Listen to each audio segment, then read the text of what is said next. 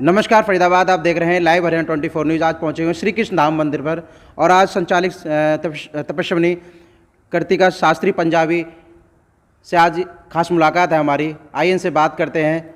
जी पूरा अपने बात नाम। नमस्कार, जय श्री कृष्ण। मैं तपस्विनी कृतिका शास्त्री पंजाबी महानुभाव। हमारा ये श्री कृष्ण धाम मंदिर भूपानी ग्रेटर फरीदाबाद सेक्टर 89 के ऑपोजिट में है।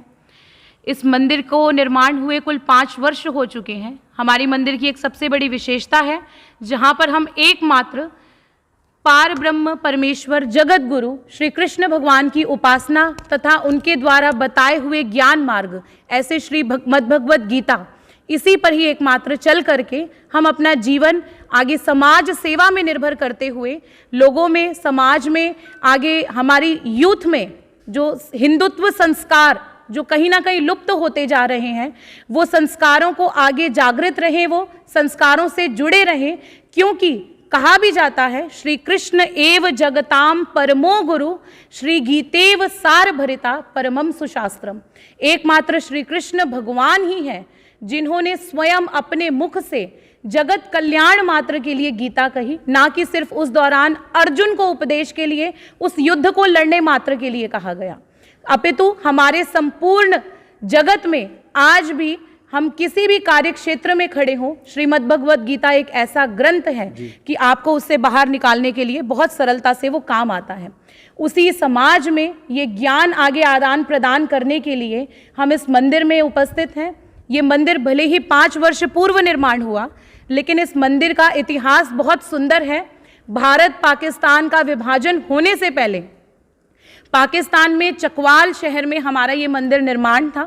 उसी मंदिर को हमने यहाँ पर हमारे पूर्वजों के निमित्त उन्होंने जो उपदेश रूपी, उद्देश्य रूपी जो मंदिर की निर्मिति करी थी, जो लुप्त हो गई थी विभाजन की वजह से, पार्टीशन की वजह से, वो लुप्त ना हो जाए, इतनी सुंदर धरोहर साक्षात तब की श्री कृष्ण भगवान की इतनी चमत्कारी मूर्ति, गोवर्धन पर्वत जो श्री कृष्ण भगवान ने अपने हाथ पर उठाया, एक उंगली में उठाया, जो संपूर्ण गोकुल जिसकी छाया में था, ऐसे तब उस समय के प्राचीन समय के जिनकी पूजा चलती आ रही थी निरंतर, वो पवित्र विशेष रूपी पाषाण, उन सभी को, देव पूजा को, उस सभी स्थानों को हमने यहाँ पर स्थापित करा और उसी निमित्त से उद्देश्य रूपी, जीवों के मोक्ष रूपी, उद्धार रूपी और हिंदुत्व संस्कार रूपी, धर्म संस्कार रूपी ये यूथ को आगे पहुंचे, इस उद्देश्य से मंदिर का कार्य चल रहा है।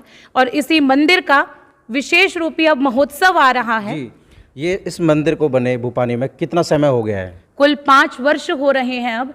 और इसका एक विशेष रूपी बात है जो इस बार हम इस मंदिर में जो जब भी वार्षिक सालाना महोत्सव करा जाता है तो हम झंडा लहराते हैं हमारे धर्म का, जो शुद्ध सफ़ेद रंग का, जो अहिंसावादी का प्रतीक देता है। जैसे रथ का पहिया आपने देखा हो तो वो रथ के पहिए में हमेशा 8 चक्र होते हैं।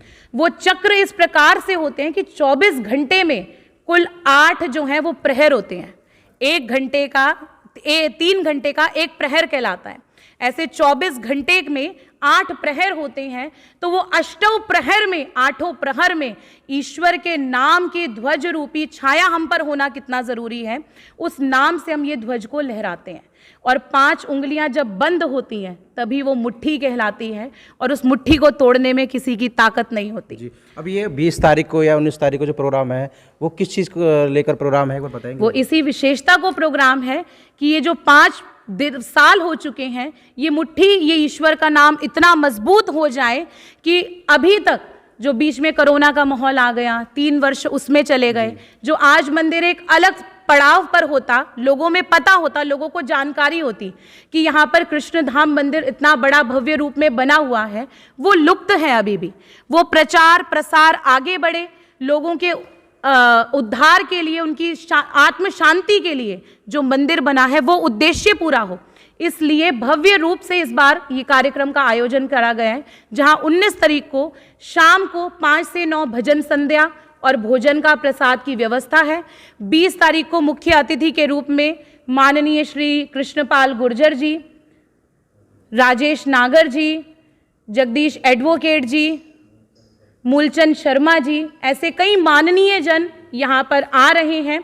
महिला मोर्चा हरियाणा की अध्यक्ष वो स्वयं आ रही हैं। ऐसे कई लोगों की उपस्थिति में करीब संपूर्ण भारत से 150-200 साधु संतों की उपस्थिति में ये विशेष भव्य रूपी कार्यक्रम होने जा रहा क्या है। संदेश देना चाहोगे फरीदाबाद क्षेत्रवासियों को? फरीदाबाद क्षेत्रवासियों को यही संदेश देना चाहते हैं कि ऐसे अवसर, ऐसे आयोजन इतने सरलता से नहीं मिलते। शादी ब्याह में तो बहुत जाकर राजसी रूपी भोग लिए जाते हैं, लेकिन स्वयं की आत्मा को धुलाने के लिए, उसके मन को नहलाने के लिए स्वयं को, और वो भी ऐसे बड़े पड़ाव पर, साधारणता से कहीं पर भी ऐसे अवसर प्राप्त नहीं होते। अगर आपके फरीदाबाद क्षेत्र में आपको ये अवसर प्राप्त हो रहा है तो आप सभी 19-20 को उपस्थित होकर इसका लाभ अवश्य उठाएं। जय श्री कृष्ण। फरीदाबाद से अमित ठाकुर, पत्रकार की रिपोर्ट।